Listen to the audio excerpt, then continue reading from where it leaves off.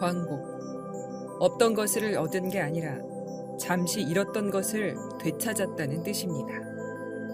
헌법은 정부가 3.1운동과 대한민국 임시정부의 법통을 이어가고 있다고 명시합니다. 1910년 강제 한일 합병 이후 1919년 임시정부가 조선의 국혼과 국맥을 이어 대한민국 정부가 이를 계승해 재건됐다는 역사적 사실을 강조한 겁니다. 건국절 제정 주장이 논란을 일으키는 이유입니다. 건국절은 2006년 동아일보 기고문을 통해 공론화됐습니다. 광복절을 건국절로 개칭하자는 내용의 법안이 2차례에 걸쳐 발의됐고 정부에서 건국절 제정 홍보 책자를 발행하는가 하면 보수단체도 건국절 제정을 줄기차게 주장했습니다. 이는 심각한 역사 왜곡을 부를 수 있다는 비판을 받았습니다. 건국절은 강제 한일 합병이 있었던 1910년 8월 29일부터 대한민국 정부가 수립된 1948년 8월 15일까지 38년이라는 세월을 공백기로 만듭니다. 대한민국을 100년도 안 된 신생 독립국으로 전락시키는 겁니다. 그러면 고조선부터 근대 조선까지 이어지는 한반도 역사는 사라지게 됩니다. 이는 한국 고대사를 지방정권에 편입시키려는 중국의 동북공정 시도에 힘을 실어주고 4,000년의 역사를 가진 단국 건국을 신화 또는 무당으로 격화시켜 한국사에서 단군조선을 잘라내려는 일본의 의도에도 부합합니다. 그렇다면 왜 보수진영에서는 건국절 제정을 줄기차게 주장하는 것일까? 하나는 북한과의 단절이라는 평가입니다. 대한민국처럼 북한도 신생 독립국으로 인정해 분단 체제를 영구화할 수 있다는 겁니다. 둘째는 친일 행적을 역사에서 지울 수 있다는 분석입니다. 항일 독립운동의 역사가 부정되고 역사적 정당성을 갖지 못한 친일 세력들이 건국공신으로 인정받을 수 있기 때문입니다.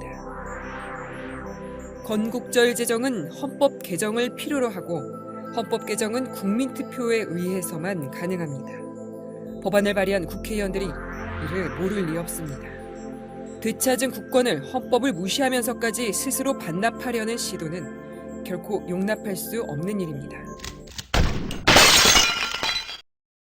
오늘은 광복 70주년이자 건국 67주년을 맞는 역사적인 날입니다. 제헌헌법 전문에도 기미 3.1운동으로 대한민국을 건립했다는 것과 우리는 1948년 8월 15일 대한민국의 탄생을 전 세계에 알렸습니다. 제헌헌법 전문에도 기미 3.1운동으로 대한민국을 건립했다는 것과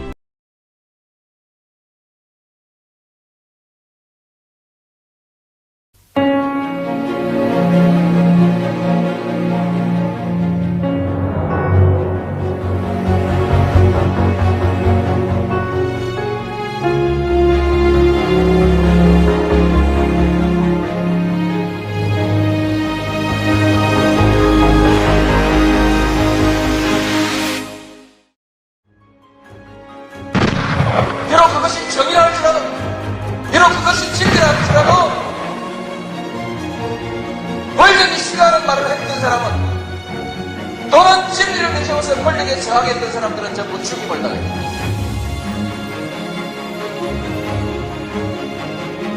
한국에서 부귀영화를 누리고자 하는 사람은 모두 권력에 줄을 서서 손바닥을 비비고 머리를 조아려야 했다.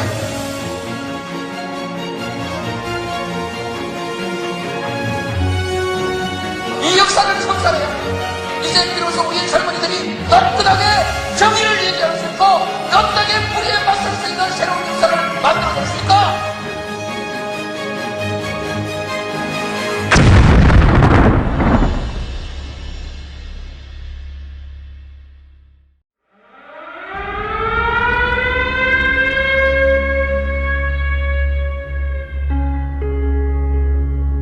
김구, 김은봉 둘이 합작을 해서 경성에서 암살작전을 벌인다. 정독부에서 뽑은 최고의 친일파 강인국과 카와구치, 우리의 타켓트다.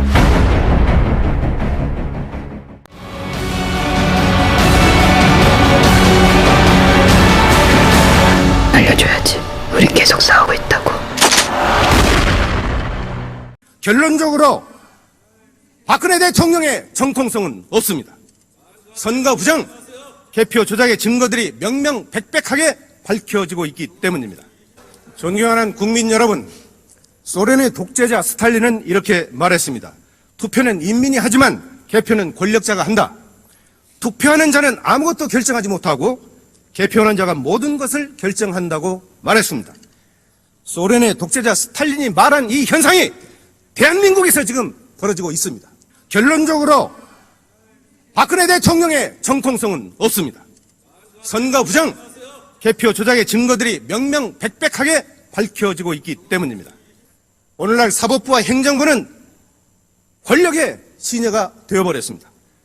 박정희는 군사 구태타로 권력을 찬탈했고 그에 따라 박근혜는 선거 구태타로 권력을 잡았습니다. 박근혜 정권의 정체성은 과연 무엇입니까? 뼛속까지 친일에 피가 흐르는 친일파 후예들이 권력의 중심에서 역사를 왜곡하는 정권, 유신 잔당들이 광풍으로 박정희 유신 망령이를 부활시키는 정권, 수구 반통일 세력들이 민족 통일을 외면한 정권이라고 저는 규정합니다.